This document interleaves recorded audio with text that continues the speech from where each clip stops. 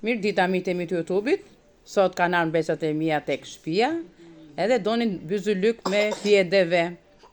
Por që si bëhen këto, byzylykët, këto fjetë unë i kam shpjeguar se si bëhen, se këto rypat bëhen edhe për robat e banjës, por me gjitha të, do më ndikni së shpejti, në kanalin e YouTube-it, Luiza Dori, aty të gjeni shpjegimi se si i kam bërë unë këto. Këto me kishin qef që të punonin me grep, se donin të mësonin edhe grepin.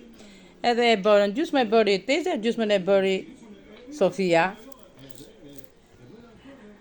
Edhe kështu, kaluam ditën sot, të am drekën, na del edhe këmba e vjollës që nuk na lë rehat.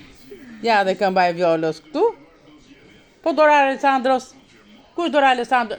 Alessandra po na mbledh fijen. Ku e ke fijen që po e mbledh fijen? Ja. Anna. Ja. Ja Alessandra po mbledh fijen se e prishi, do vaj byzylyk, po kanë po dhe ka këtu më poshtë mbaje fjalë shumë.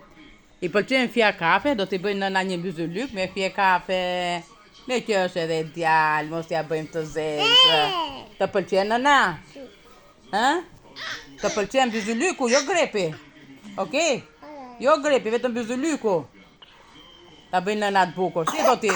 E do kafe me të bardhë ti, Okej? Të pëlqen kafe me të bardhë? Shumë mirë, bravo, Alessandro.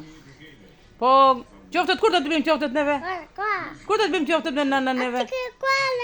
Nesër do bëjmë qoftet me nënën.